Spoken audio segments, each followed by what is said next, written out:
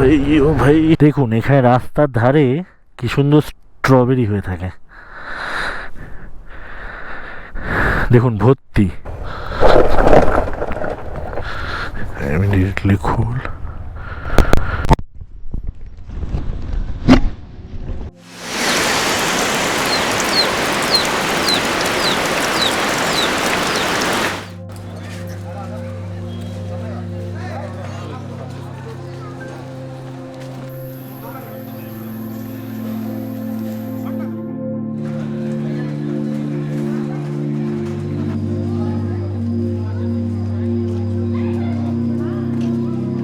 এই বেরোচ্ছি ইউমথাং ভ্যালি থেকে।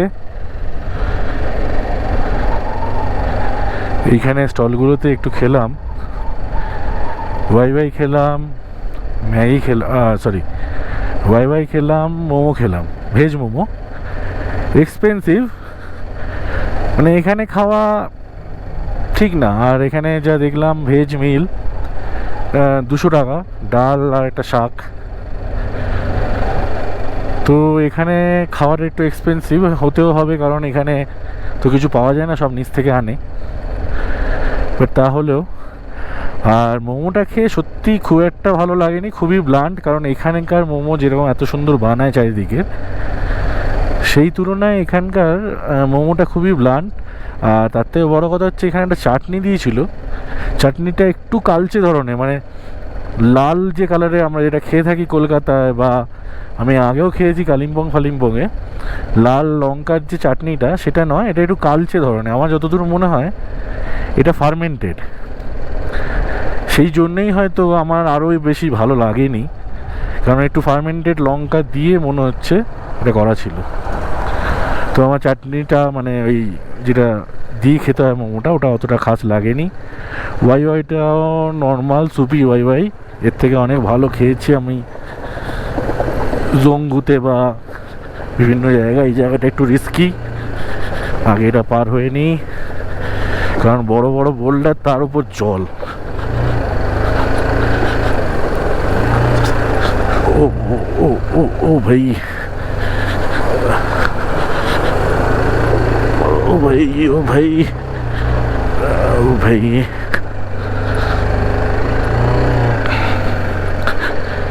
এট লাস্ট সাকসেসফুলি টপ করলাম।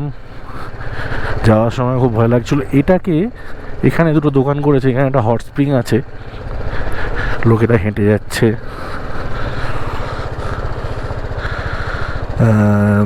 বলছে 10 মিনিটের হাঁটা, কিন্তু দেখে তো অনেকটাই মনে হচ্ছে, কারণ ওদিকে ও পাশে সিঁড়ি দিয়ে উঠতে হবে, ওই বড়টা নয়, ডান দিকের ফ্ল্যাট সিঁড়িটা দিয়ে উঠতে হবে অনেকটাই, তাই আর গেলাম না। আর এই দিকটা ভ্যালি অফ ফ্লাওয়ার বলছে।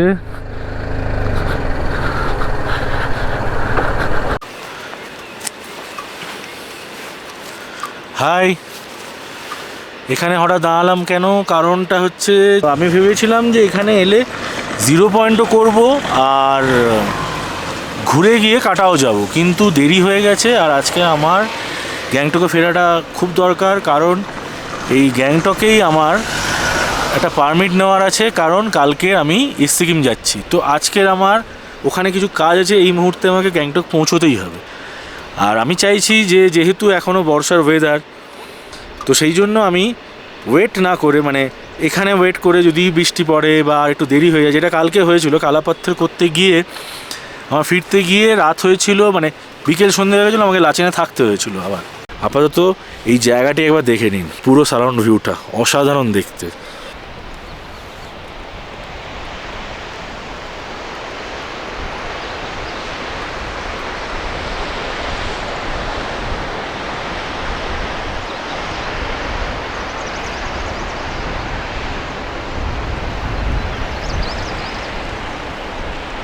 কি মনে হচ্ছে না স্বর্গ?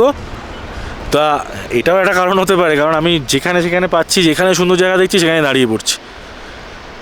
এই জন্যই হয়তো আমার এতটা দেরি হতে পারে। হয়তো বুক করে এলে এত ওয়েট হতাম না, সব জায়গায় হয়তো কভার করতে পারতাম, কিন্তু যেহেতু সোলো এসেছি, নিজে রাইড করছি, আর আমার জায়গা দেখার খুব শখ, আর আপনাদের দেখানোর নতুন শখ হয়েছে, তাই খুবই নতুন এই ভিডিওটা। মানে খুবই নতুন এই চ্যানেলটা, আপনারা দেখুন। আপনাদের যদি ভালো লাগে আমি চেষ্টা করব আরও নতুন সুন্দর সুন্দর জায়গার ভিডিও আপনাদেরকে তুলে ধরতে, আপনাদের সামনে। তো যদি ভিডিও এখনও না সাবস্ক্রাইব করে থাকেন অতি অবশ্যই সাবস্ক্রাইব করুন। আরও কত সুন্দর সুন্দর জায়গা দেখা বাকি আছে, প্লিজ সাবস্ক্রাইব। আর লাইক তো দেবেনই যদি ভালো লাগে। তো আপাতত এইটুকুই, আমরা যাচ্ছি গ্যাংটকের দিকে, পরে দেখা হচ্ছে। সুন্দর ছোট জলের ঝর্ণা, পাখি ডাকছে, জলটা কুলকুল করে বয়ে যাচ্ছে।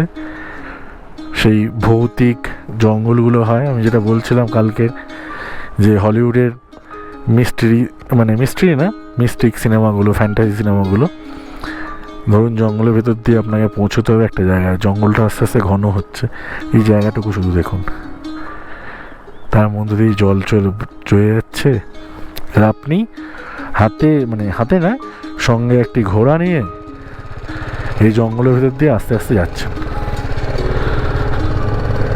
আর এখানে তো ঘোড়া এমনি ঘুরে বেড়াচ্ছে, একটাকে পোষই মানিয়ে নিলেন আপনারা। একটা ঘোড়াকে পোষ মানিয়ে তাকে সঙ্গ করে আরও জঙ্গলের ভেতরে ঢুকছে কোনো কিছু একটা সন্ধানে। আমাদের কাছে তো আর সেই মণি মাণিক্য বা এরকম কিছু গল্প নেই, তো আপনি কি খুঁজবেন? দেখুন, আহা, এই জায়গাগুলো একটু চাপের হয়। বোল্ডার থাকলেই, বোল্ডার তো গোল, চাকা বড্ড স্কিড করে। আর আমিও বোকার মতো জলের মধ্যে দিয়ে যাচ্ছি, পাশের টুকু দিয়ে গেলে ঠিক আছে। নেবে যখন পড়েছি, এইখানটা কিন্তু ভয়ানক ছিল, দুটো শিকও বেরিয়েছিল, মানে লোহার রড, আর কোনো ঢালাই ছিল সেটা থেকে।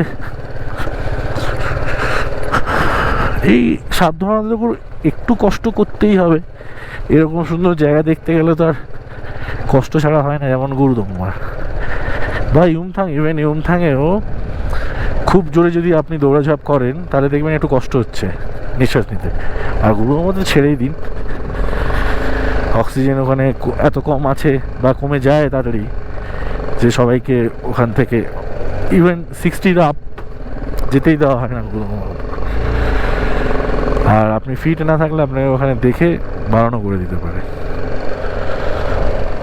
আর কিছুদিন আগে আমি একটা খবরে পড়ছিলাম যে অলরেডি সিকিম সরকার এটা বাধ্যতামূলক করে দিচ্ছে যে প্রত্যেকটি গাড়ির, এই যে ট্যুরিস্ট ভেহিকেলগুলো আছে, সবার সঙ্গে যেন একটা করে অক্সিজেন কিট থাকেই থাকে।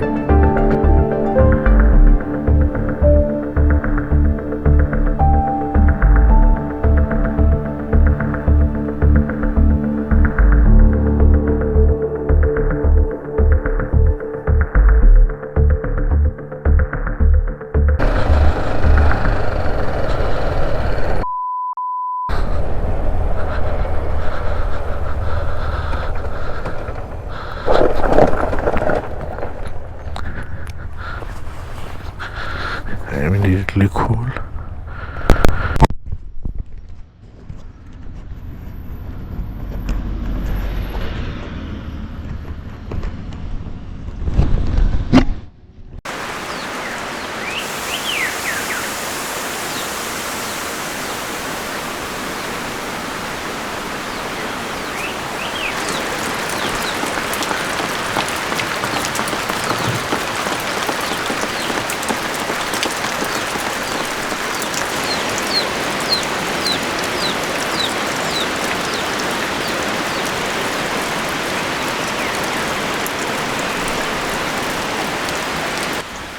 আপনারা হয়তো ভাবছেন বৃষ্টি দেখাচ্ছি কেন।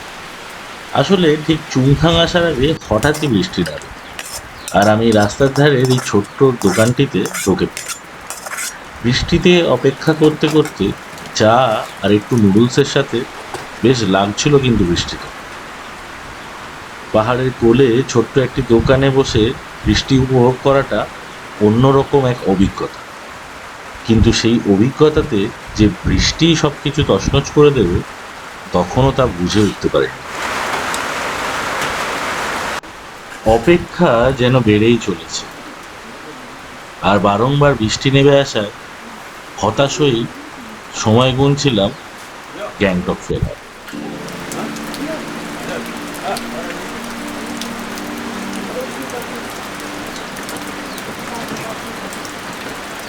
আজকে প্রচণ্ড বৃষ্টিতে পুরো জর্জরিত।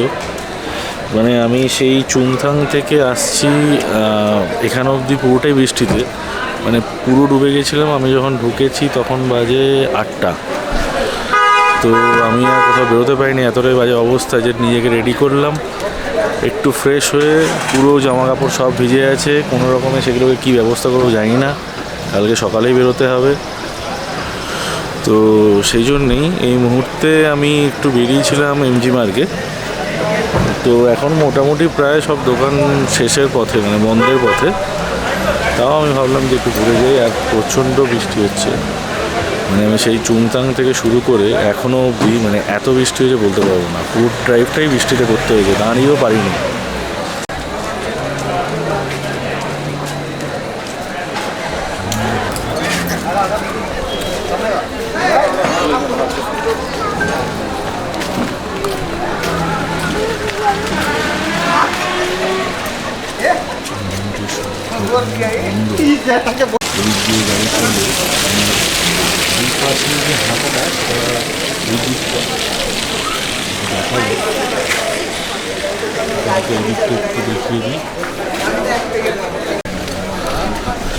আসলে ব্যাপারটা হচ্ছে যে এতটাই ভিজে গেছি, আমি জানি না কালে সকালে যাব কীভাবে, কারণ যা যা জামা কাপড় ছিল সবই মোটামুটি ভিজে।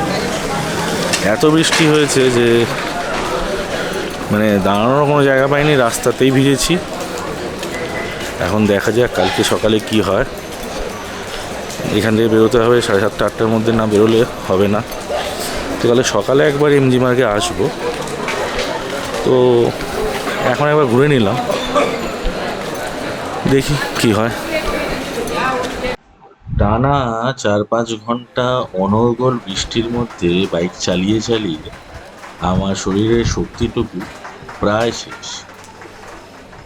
অন্ধকারে যখন আমি মানগানের কাছে পাহাড়ি রাস্তায় দুটো চোখ কোনো রকমে মেলে অনর্গল বৃষ্টির মধ্যে রাস্তা খুঁজে খুঁজে ফিরছি, ঠিক দেবদূতের মতো দুটি ট্যুরিস্ট গাড়ি আমার সামনে দিয়ে ওরা গ্যাংটক ফিরছিল। আমিও ওই প্রবল বৃষ্টির মধ্যে অন্ধকার পাহাড়ি রাস্তায় তাদেরকে তাদের স্পিডে ফলো করতে থাকলাম। অবশেষে পৌঁছলাম গ্যাংটক। কিছুটা ভগবানের ইচ্ছে আর আমার মনের জোরে আমি ফিরতে পেরেছি গ্যাংটকে। ভাগ্যিস চলে এসেছিলাম, না হলে এই বৃষ্টিতেই 2000 পর্যটক আটকে পড়েছিল নর্থ সিকিমে সাউথ সিকিমের সঙ্গে বিচ্ছিন্ন হয়ে। তারা পরবর্তীকালে অবশ্য আর্মির সহযোগিতায় ফিরে আসে, কিন্তু সেদিন যদি আমি না ফিরতে পারতাম হয়তো অন্যরকম হতো এই ট্যুরটা।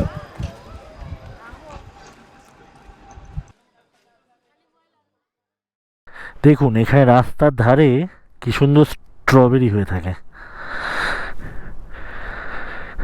দেখুন ভর্তি। এই যে লাল লালগুলি এগুলো হচ্ছে স্ট্রবেরি। রাস্তার ধারে কি সুন্দর স্ট্রবেরি হয়ে আছে দেখুন। কালকের আমি একটা ফুল ভেবে হাতে নিয়েছিলাম, পকেটেও দুটো রেখেছিলাম, কিন্তু বুঝতে পারিনি যে ওটা স্ট্রবেরি। দেখুন কি সুন্দর সুন্দর। আর এইগুলোই এই সময়টা হয়, আমাকে লাচেনের হোমস্টে দিদিটা বললো এই সময়টা হয়, বাচ্চারা খেতে খুব ভালোবাসে। বললো আপনি কি টেস্ট করেছেন? আমি বললাম না, বলছে করে দেখবেন। দেখুন